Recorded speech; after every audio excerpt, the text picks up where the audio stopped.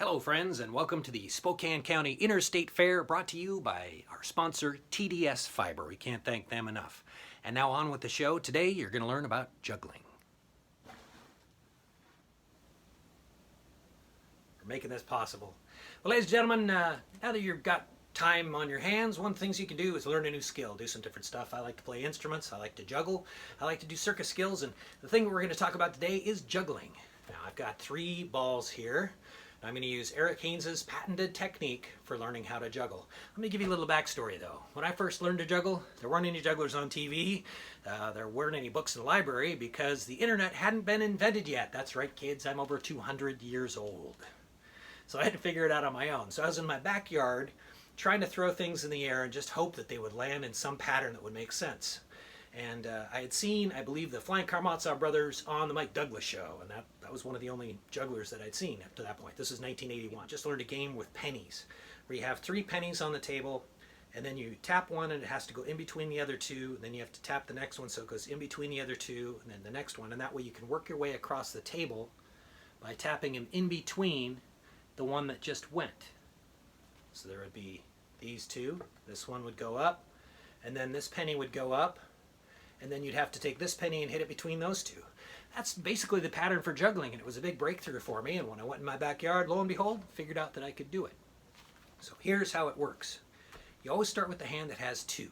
What I want you to do is picture that these are filled with gunpowder. The only way they explode is if 2 of them touch or if one of them hits the ground. You've got a problem right away if you've got 2 in one hand. So I'm going to use this table to help me out here to show you. First of all, you're going to start with the hand that has 2. You toss one in the air. Now what's up in the air? You got to catch it, but you can't, because this ball is in the other hand. What are you going to do with this ball? Well, you got to catch it and you can't let it hit that one, so toss it up in the air. You toss it at an angle, that way it doesn't hit the one that's coming down. When this one gets to the top, it's coming down. You got to catch it, but you can't because this hand's full, so you throw from that hand. That frees you up. Now this one's up at the top. Oh, it's starting to come down. You got to get rid of the one from this hand. Then this hand. Then this hand. Then this hand. So when the ball gets to the top, that's when you throw the other one from the opposite hand. If you know how to braid, this is the same pattern. One goes in between the other 2, one goes in between the other 2, one goes in between the other 2, just like this. Now if you were to just do it with one ball, it would look like this. Right, left, right, left, right, left. Now if you watch it in the pattern, back up just a little bit, as the balls go back and forth, keep your eye on the yellow ball. That's this ball right here. Is it doing the same pattern that I just showed you? Yeah, I'm throwing with my left, then with my right, then with my left, then with my right. Now keep your eye on this blue ball here. Same pattern? Yes, absolutely the same pattern. I throw with my left, right. So if you just do this, left, right, left, right, left, right, left, right. That's the exact pattern that it's supposed to be. So that's the basics for juggling. I'm going to give you a quick lesson here. First thing that I usually have people do is just toss one up and catch it in the same hand. Then toss one up and catch it in the same hand.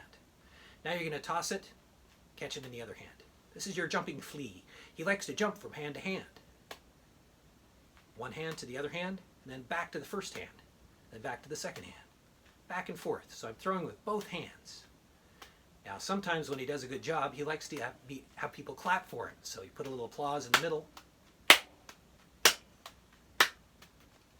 Now for people who are just learning to juggle, that's an important step. Learning to clap in the middle of just throwing one ball, because as it goes up, if you have time to clap, that means you're going to have enough time to think about what ball comes next to throw the other one. Raise your hand above your head, look up at it. That's how high you want to throw when you first learn. If you throw it higher than that, they're out of control. If you throw it too low, you don't have enough time to think. It's possible to juggle very low and fast, right? But you don't want to do that when you first start out because it's just too fast to think.